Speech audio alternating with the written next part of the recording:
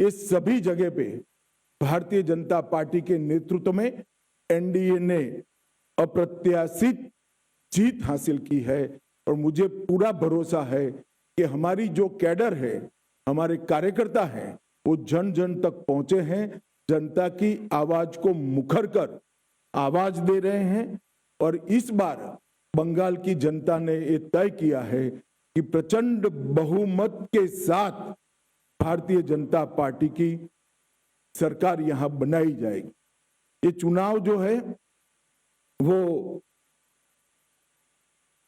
एक प्रकार से जान जाने के भय से मुक्ति का चुनाव है, आजादी जाने के भय से मुक्ति का चुनाव है। पूरे बंगाल का बहुमत समाज demographic change, artificial demographic change के कारण भय में जी रहा है कि हमारे ही देश में कहीं हम माइनॉरिटी तो नहीं बन जाएंगे।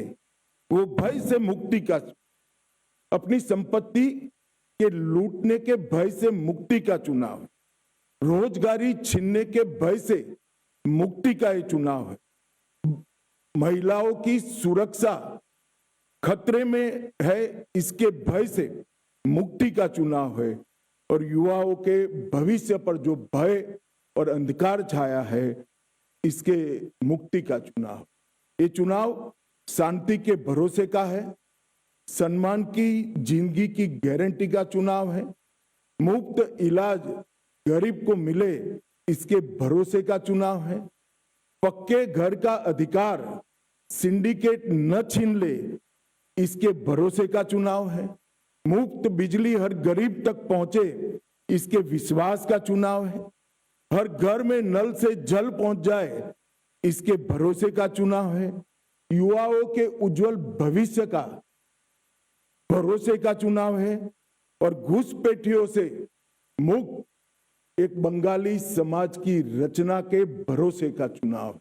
और ये भरोसा आज बंगाल के चुनाव का मुख्य मुद्दा बना है।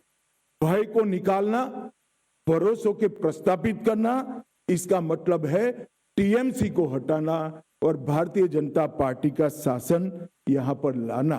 मोदी जी के नेतृत्व में जो विकास के देश के अंदर एक बहुत स्पीड के साथ रफ्तार चली है, बंगाल इसके साथ जुड़ना चाहता है। मैं 2014 से लेकर आज तक देश में जो परिवर्तन आया है इसके तरफ भी आपको बताना चाहता हूं। 15 में पहली बार जम्मू कश्मीर में एनडीए की सरकार बनी, 16 में हमने पहली बार आसाम में सरकार बनाई, 17 में हमने पहली बार मणिपुर में सरकार बनाई, हरियाणा में हमने पहली बार सरकार बनाई, अरुणाचल में पहली बार सरकार बनाई, 18 में त्रिपुरा में हमने पहली बार सरकार बनाई, 24 में हमने ओडिशा में पहली बार सरकार बनाई, और 26 में प्रचंड बहुमत के साथ भारतीय जनता पार्टी बंगाल में सरकार बनाने जा रही है। ये मैं बहुत स्पष्ट रूप से देख रहा हूं। बंगाल जीतने के साथ ही एक बहुत लंबे अरसे के बाद अंग, बंग और कलिंग तीनों जगह एक पार्टी का शासन होने जा रहा है। बिहार में भी एनडीए का शासन है, उड़ीसा में भी भाजपा सरकार है, और अब बंगाल में भी भाजपा सरकार आएगी। तो एक प्रकार से पूर्ण बहुमत की सरकार बंगाल के विकास की गारंटी है। मित्रों, ममता दीदी ने हमेशा विक्टिम कार्ड का पॉलिटिक्स खेला है। कभी पैर तुड़वा लेती हैं, कभी सिर पर पट्टी बंधवा देती हैं, कभी बीमार हो जाती है, और कभी चुनाव आयोग के सामने बेचारा बनकर चुनाव आयोग को गालियां निकालती। मगर ममता दीदी, मैं आपको बताने आया हूं कि आपकी ये राजनीति को, विक्टिम कार्ड की पॉलिटिक्स को बंगाल की जनता अब बहुत अच्छे तरीके से समझ गई। चुनाव आयोग जैसी संवैधानिक संस्था पर गाली गलौज करना ये बंगाल की संस्कृति को शोभा नहीं दे। मैं आज एसआईआर के बारे में भी खुलकर बताना। एसआईआर पूरे देश भर में हो रहा, कहीं पर जुडिशियल ऑफिसर नहीं लगाने पड़े, सिर्फ बंगाल में लगाने पड़े। कारण क्या है? यही चुनाव के अंदर तमिलनाडु में भी एसआईआर हुआ, कोई कोर्ट केस नहीं हुआ। केरल में भी एसआईआर हुआ, कोई कोर्ट ने केस नहीं हुआ।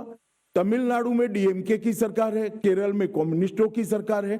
बंगाल में ऐसा क्या हुआ कि सुप्रीम कोर्ट ने जुडिशियल ऑफिसरों को लगाना पड़ा? इस बात का जवाब ममता बनर्जी ने बंगाल की जनता को दिया। নানা ধরনের কন্টেন্ট দেখার জন্য লাইক করুন, শেয়ার করুন আমাদের ফেসবুক পেজ, সাবস্ক্রাইব করুন আমাদের ইউটিউব চ্যানেল। পাশাপাশি অন্যান্য ব্রেকিং নিউজের জন্য অবশ্যই চোখ রাখুন রিপাবলিক বাংলায়।